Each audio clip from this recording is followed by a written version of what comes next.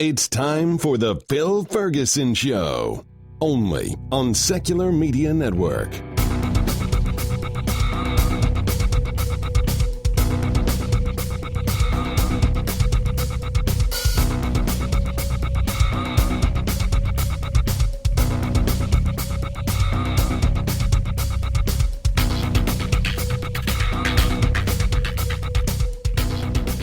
Welcome back, everybody. This is Phil Ferguson, and you are listening to the Phil Ferguson Show.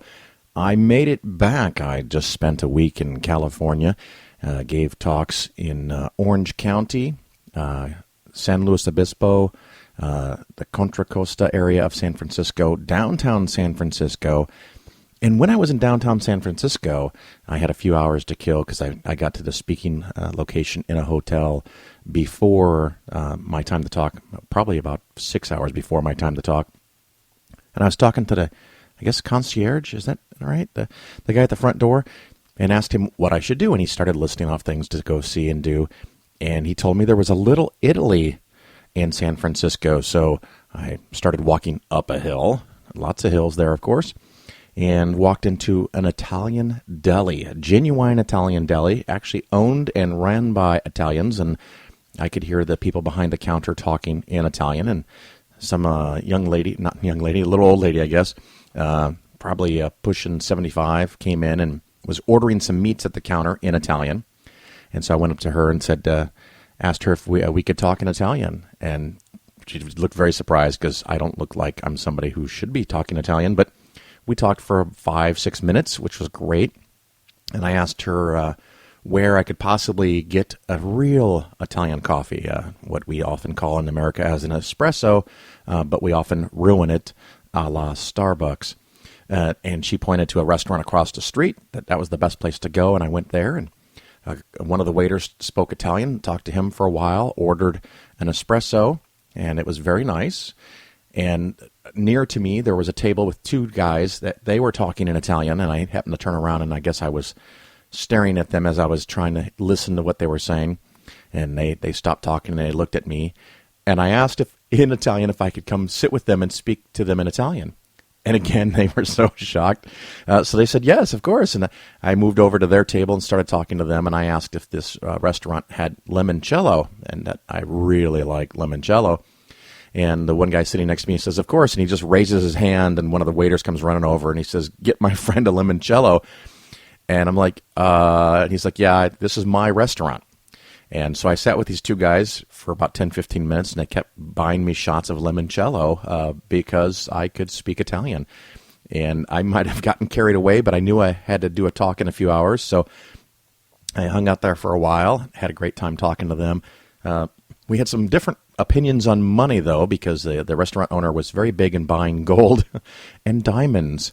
So we had some great philosophical discussions, kind of half in Italian, half in English, because I don't necessarily have the appropriate vocabulary to have all those technical discussions in Italian. So maybe there's something I can work on. I don't even know how you say diamonds. Probably, I think it is il carbone, carbon, it's probably diamonds or something like that. Anyway, had great fun with that. Continued on my tour. That next day was kind of rough because I had to drive 6 hours down to Santa Monica and got a parking ticket because I parked in an area I wasn't supposed to. Had a great time in Santa Monica, and then went down to L.A. and visited Sunday Assembly, which reminds me, a little bit later in the show, we will have Ian Dodd interview, and he was a founder of Sunday Assembly in Los Angeles, not of Sunday Assembly in total, but in Los Angeles. Met him and also met Ryan, my good friend Ryan from LA Sunday Assembly, and so many other people. I went into the Sunday Assembly Sunday morning, but my talk was Sunday night, and they had 100, 120 people. Absolutely fantastic, wonderful crowd, very open, very welcoming, really, really great to see people there. Everyone was so nice, and this is my fourth time to a Sunday Assembly, and probably my favorite time. It was really, really well done, really well organized, and, it has some of those aspects that it feels kind of churchy. That's kind of what they're going for, by the way. So if you miss church, or at least you miss the community and the socialization and the choir and the music and all that stuff, go check it out. If you hate the idea of going back to something churchy, don't fucking go. Just chill the fuck out. That's one of the things that not everyone has to take your path. So if you don't like it, that's cool. Don't go. So anyway, there was that. Oh, and while I was in California, I took a half a day and I visited with Brian Keith Dalton, who you may know as Mr. Deity. And we were able to get me to read a few lines, and I'm going to be in a future Mr. Deity episode. So if you've never heard of or watched the Mr. Deity show on YouTube, go check it out. Just Google, of course, Mr. Deity and watch some of the episodes. I had a great time with that. And of course, if you think the episode is good, that means that Mr. Deity, Brian Keith Dalton, is a hell of an editor. I suck, man. It seems like it should be so easy to just read a couple of simple lines and put in an expression and be all natural and not think about the fact that there's a giant fucking camera in your face and there's a microphone right above your head. And so in a way, I've seen the draft edit that he did, which is really, really good. And it, I don't know, it's kind of like knowing how sausage is made. Now that I know how that it's made, maybe I'm just too critical. So hopefully you, when that comes out in a few weeks, you'll watch it and you like it, and you're very nice to me and say, Phil, you did a good job. But at this point, I'm not convinced because I know how much work it took for me to do it. It's shameful. I mean, when I'm on the show like this, I'm just talking to the air. I'm talking to the microphone. I'm talking to my friends who are listening. My little podcast, it's no big deal. But when I had a big camera there, it kind of changed everything for me. So that was far more effort than I thought it was going to be. But I had a great time, and I think you're going to really like the episode. I don't want to spoil it. The current Mr. Deity episode that just came out a couple of days ago is called The Mr. Deity and the Call, and it features Mr. Deity and, of course, Jesse, the boy, Jesus, some people call him. And apparently he had a cameo in the Call of Duty. And so it's a whole discussion about violence and where that comes from and what it means and how God is a homicidal masochist, I guess, is the way I'll call it. So go check that out. Really good fun. Another bit of fun, while I was gone, of course, Donald Trump has clinched the presumptive nominee status of the Republican Party. Yay. Very excited about that. And everyone I met in California just doesn't seem to understand what the fuck is wrong with America. Matter of fact, I'm not sure I understand what the fuck is wrong with America. The fact that people vote or will vote for or could vote for Donald Trump freaks me the fuck out. So anyway, we had that. Another fun thing, John Oliver. I don't know if you guys have seen his show. What is it? Last Week Tonight. He had a new episode about scientific studies and how the scientific studies can be very weak, especially if they're small sample size or done poorly or filled with errors. And media then takes them and makes them extreme and says, you should have more water, you should have less water, you should eat milk, drink milk, you shouldn't drink milk, you should have fats, you shouldn't have fats. And it just generally leads to this idea that science is confusing, flip-flopping, doesn't really mean anything, and that can be counterproductive. And no one study is definitive. It has to be replicated. That's the purpose of science.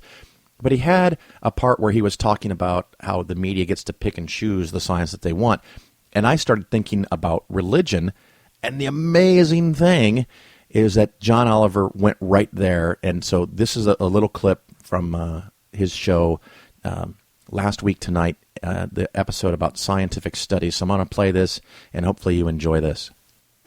In science, you don't just get to cherry-pick the parts that justify what you were going to do anyway. That's religion. You're thinking of religion. That is what you're thinking of there. And look, this is dangerous. Yeah, so that cracked me up. I really enjoyed that little segment from John Oliver. So go check it out. Other things in the news, we have Target apparently tells people they can use whatever bathroom they feel most comfortable with. pretty much the way the world has been for a couple of 100 years. So, of course, Christians are boycotting Target over that. So if you haven't been to Target for a while, go buy a little something from Target. But don't spend too much money because you've got to save for retirement. But you can go check out Target. The other thing, Budweiser has apparently renamed its beer America. So instead of getting a can of Budweiser, you're going to get a can of America. And the can is filled with Americana propaganda with everything except for God. So I'm waiting for the religious people to go nuts. This just happened a few days ago. I didn't actually see anyone that's going to boycott Budweiser. I mean, maybe that's just too much for a religious person to give up. It's just not going to be practicable for them to give up drinking beer. Also, I still get emails, and thank you for that, and I really appreciate that. The other thing is that I'm now starting to get emails from people who, let's say, have unconventional opinions. So if you want to write and tell me how I'm wrong about everything, thanks, but no thanks. I'll take a pass. I don't really intend for my show to be a big old debate. It's what I've known and learned. I don't need to hear your greatest conspiracy theory about why our currency is about to collapse or why we need to invest in gold. Good luck with that on your own. I just got invited recently to a Facebook debate, where people are arguing on somebody's wall, which is probably never a good place to go. You're not going to get rational conversation. And the person there was, of course, was making waves, was a day trader, and had the position that the stock market, the only way you can make money is to take money from somebody else. I thought that was a very interesting and wrong-headed way to look at it because companies do create value. That's why they go up over time. So it's not a zero-sum game in and of itself. An individual stock trade, you could look at it theoretically as a zero-sum game. But over the long run, over time, which is what I'm talking about, it's not a zero-sum game. But then it kind of popped into my head that if you think as a day trader that the only way for you to make money is to take money from other people, what does that tell me about you as a person and the fact that you are a day trader? Because your idea of making money is taking from other people. Apparently you're okay with that. That's your strategy as a day trader if you hold these philosophies, which I think very, very few people do, thankfully. But this person obviously thinks that it's stealing money from somebody else, and they're perfectly happy to do it because they're smart, and it's okay for them to go take the idiot's money and rip them off. So very sick way of looking at the world. So I lost a lot of interest in that conversation real quick. But the one I did get, I got someone who is, 62 years old, and he is about to retire from his employer that he's been at for a very long time, making a good amount of money, so good for him. But they've got a pension plan, and the deal that they told him is that they can give him $500,000 as a lump sum, or an annuity that pays out about $2,700 a month. And so I wanted to talk about this as an example. And the first thing I wanted to do is make sure that I clarify the use of the word annuity. Like many things in English, the word has multiple meanings. So I want to go over that real quick. And I've done this before, but I think it's important here in this conversation. The first type or use of the word annuity is a tax-sheltered annuity, which is a fancy name and no longer really applies to things like 403B.